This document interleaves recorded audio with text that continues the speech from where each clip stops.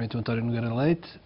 Eu queria dedicar o meu minuto a um assunto que foi abordado este fim de semana pelo Presidente da República, que é a questão da saúde. E o Presidente da República disse, penso eu, duas coisas fundamentais. Uma, que o Estado deve remeter-se cada vez mais a um papel financiador, deixando a prestação de cuidados de saúde de forma crescente, enfim, ou pelo menos evolutiva, para o setor privado e para o privado social. E a segunda, que se tem que equacionar a questão do copagamento, das pessoas pagarem diretamente, ainda mais do que já pagam, cuidados de saúde. E digo ainda mais do que já pagam porque em medicamentos, também em taxas moderadoras e noutras matérias, há já um pagamento direto muito importante.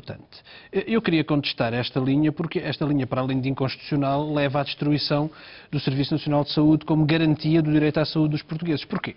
Se o Estado vai financiar a prestação em setores privados, certamente não vai duplicar a mesma estrutura no Serviço Nacional de Saúde. Então nós vamos ter cada vez menos recursos a serem investidos no Serviço Nacional de Saúde. É o que, aliás, já está a acontecer nos últimos anos, e com isso uma degradação, uma atrofia crescente das unidades do Serviço Nacional de Saúde, que são, no fim de contas, a última linha, a retaguarda para tudo aquilo que nunca terá resposta no setor privado por ser demasiado oneroso e complexo. E é isso que vai acontecer com esta ideia de o Estado apenas financiar. Em segundo, a questão do copagamento. O problema é que no nosso sistema a repartição dos sacrifícios, das responsabilidades de financiamento, é feita no IRS e noutros impostos. É aí que deve fazer-se. E o facto de se instituir um pagamento próprio, um imposto próprio, ou o que seja, na área da saúde, significa que há um conjunto de pessoas que vão passar a querer optar entre pagar esse copagamento ou optar por ir para o setor privado, e com isso deixando cada vez mais de forma residual aqueles que não o podem fazer, que não podem ter essa opção, num setor público cada vez mais degradado. É uma receita que foi aplicada noutros países, já há várias décadas atrás, no tempo da Sra. Thatcher, e que, aliás, mesmo governos de direita no Reino Unido têm vindo até a retroceder de alguma forma em relação a essas medidas. Tais foram as consequências sociais gravíssimas de uma opção deste tipo, que é, repito, completamente inconstitucional. Vamos lá ver. Nós, nada contra a existência de prestadores privados. Têm todo o seu espaço e devem ser uma opção para aquelas... Contratualizar, por exemplo. O Estado pode e deve contratualizar com os privados nos casos em que a sua capacidade não chegue para dar o acesso à população nos cuidados de saúde em termos gerais. Mas o que está a acontecer neste momento não é isso. Nós hoje temos os grandes hospitais privados aqui da cidade de Lisboa a absorver, por exemplo, uma fatia muito grande de meios complementares de diagnóstico, exames, radiografias, análises, quando temos nos hospitais públicos capacidade instalada que não está a ser aproveitada. E, portanto, o Estado investiu em capacidade instalada nos hospitais públicos e depois passou a pagar a um hospital privado para fazer aquilo que o hospital público podia fazer. Isto do ponto de vista de gestão, é completamente absurdo. E eu queria dizer só isto em relação às taxas moderadoras e com isto termino. O problema é que ou as taxas têm um valor real de tal forma significativo que de facto inibem a tal procura excessiva que eu acho que é um mito. Pode haver um caso ou outro, mas tem uma relevância muito pequena.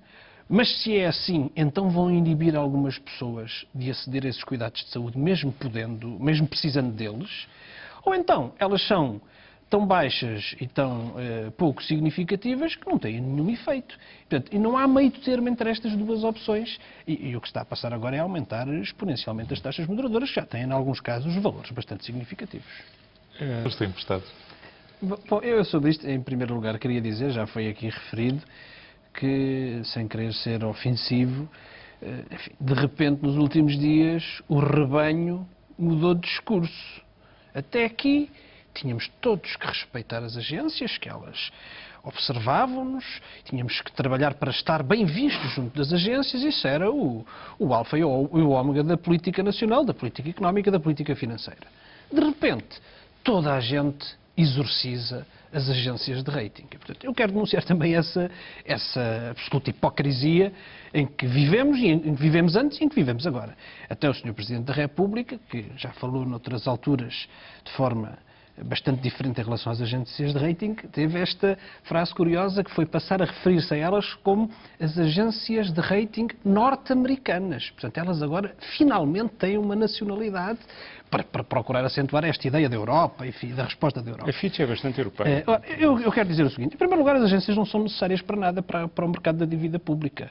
Porque se alguém quer colocar dívida e alguém quer comprar, até pelo funcionamento do mercado, encontram entre si um preço que chegam a acordo ou não chegam a acordo. As agências são instrumentos que são usados para procurar condicionar num sentido ou no outro os mercados internacionais, favorecendo determinados intervenientes. E é esse o seu papel, foi sempre esse e continua a ser. Portanto, o resto são, enfim... Não, porque essas competências de avaliação das dívidas de cada país, por exemplo, são competências dos bancos centrais.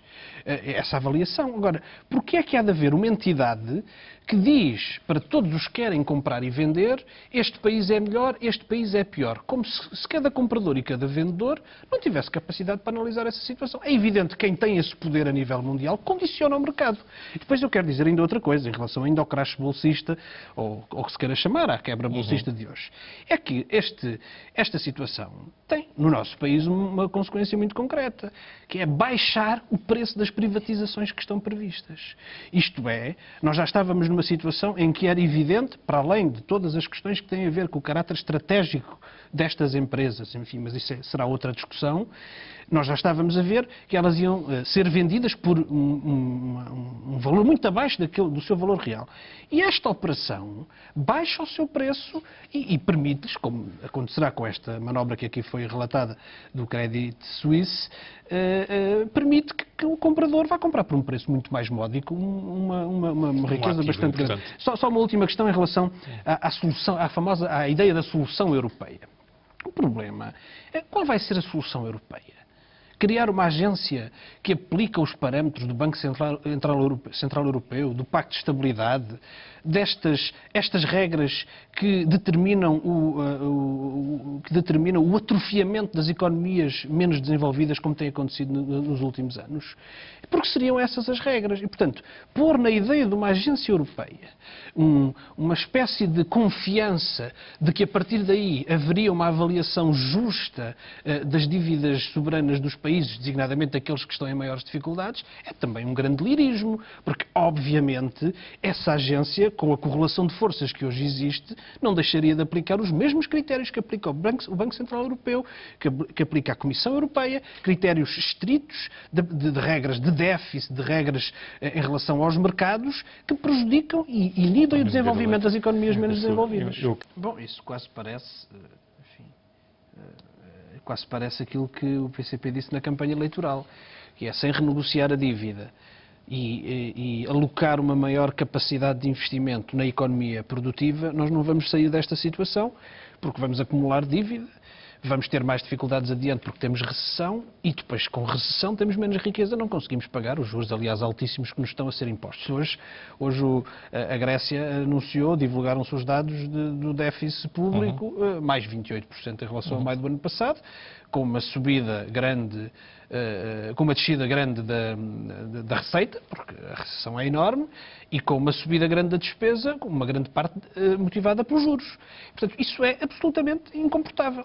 E do que nós precisamos é de fazer o contrário, é tratar primeiro da economia e depois, com a economia em crescimento, pagar a dívida e diminuir o déficit. Mas a sugestão do PCP, se eu entendo, é não pagar neste momento. Não é não pagar, é renegociar a dívida, o que implica uma alteração de prazos, implica alteração de taxa de juros, em alguns casos, evidentemente, não pagar. A última intervenção sobre isto. Há dívida que nos foi imposta nos últimos meses e anos, que é totalmente ilegítima porque se aproveitou de condições especulativas do mercado.